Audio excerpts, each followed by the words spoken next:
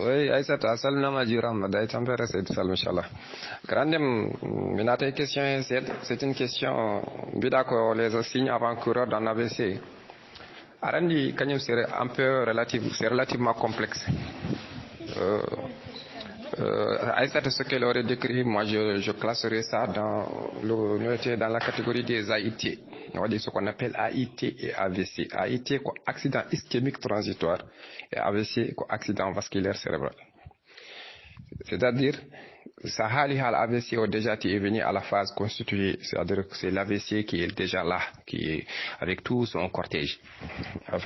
Mais AIT, c'est quelque chose qui se résout généralement au bout d'un temps qui est bref. Ça peut récidiver pour AVC, ça peut ne pas récidiver pour donner un AVC. Généralement, ça récidive dans les 48 heures, à hauteur de 5%. Et ça peut aussi récidiver dans les mois à hauteur de 10 à 15%. Et merde. Kadi, c'est important à ce qu'on retourne sur un point. Parce que généralement, AVC, il y a deux formes. Il y a ce qu'on appelle les AVC ischémiques et les AVC hémorragiques. La présentation généralement n'est pas la même. Généralement le contexte n'est pas le même. AVC ischémique, c'est parce qu'il y a un problème de circulation sanguine qui empêche le sang d'arriver quelque part. Et AVC hémorragique parce qu'il y a une éruption de sang, une éruption quoi, comme c'est vu comme genre que tu au fusitan yam natay cerveau. C'est ça, c'est l'AVC hémorragique, c'est l'AVC ischémique. Il faut faire la part entre ces deux choses aussi quoi. Il faut qu'on parte petit à petit pour qu'on essaie de comprendre et puis on va retourner à la question inchallah. Arandi, AVC, généralement c'est un dysfonctionnement neurologique qui est localisé au niveau du cerveau. C'est un dysfonctionnement neurologique localisé dans un territoire du cerveau. Donc du coup, on comprend rapidement qu'en fonction de la localisation, l'expression va être différente. C'est-à-dire qu'au niveau de la lobe antérieure, ça donne une expression. C'est-à-dire qu'au niveau de la lobe postérieure, ça donne une expression. En fonction de la localisation, ça donne une expression qui est différente. Donc, souvent, tu trouves des malades qui sont différents, qui font un AVC.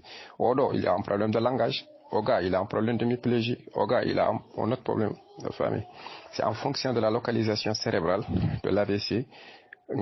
Ça donne une symptomatologie qui lui est spécifique. Parce que le cerveau, c'est une représentation de tout le corps humain. Il y a des zones de langage, il y a des zones de je ne sais pas quoi. Tout est représenté là-bas. Il y a des zones de motricité, il y a des zones de sensitivité, etc., etc. Donc, en fonction de la zone qui est atteinte, ça donne une symptomatologie qui est propre à cette zone-là. Donc, c'est une question pour ne pas c'est une question quels sont les signes qui annoncent que ce malade-là va faire un AVC. Donc, du coup, on comprend. S'il s'agit d'un AVC ischémique, généralement, on peut prédire les malades qui peuvent faire ça avec une probabilité qui n'est pas vraiment grande. En fonction des facteurs de risque, etc. Mais surtout, au malade qui fait un AIT. Si au malade a fait un accident ischémique transitoire, en famille, comme la SATU Bani, de manière brusque avec 30-40 minutes, ça c'est un AIT. En famille, donc on peut prédire que ce malade-là, il va faire un AVC. En famille. S'il s'agit d'un AVC hémorragique, généralement c'est difficile. Parce que AVC hémorragique, comme c'est une éruption de sang dans le cerveau.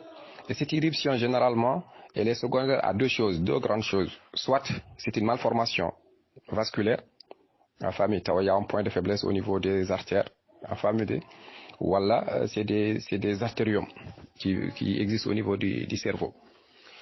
Donc, dans ce cas, des explorations qui ont montré ces malformations-là, on ne peut pas prédire que ce malade-là va faire un AVC hémorragique.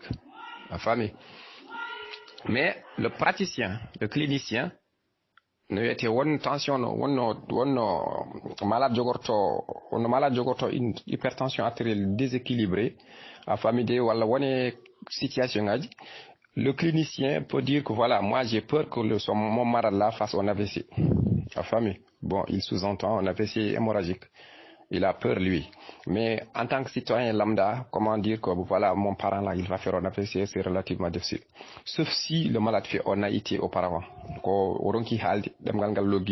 La famille, ça peut être en Haïti. Spontanément, ça, il retourne à la normale. Il peut prédire que voilà, mon parent là, peut-être il va faire un AVC dans 2 heures de temps, voilà, etc., etc. La famille. Ça, c'est brièvement la réponse que j'avais par rapport à la question, à la première question.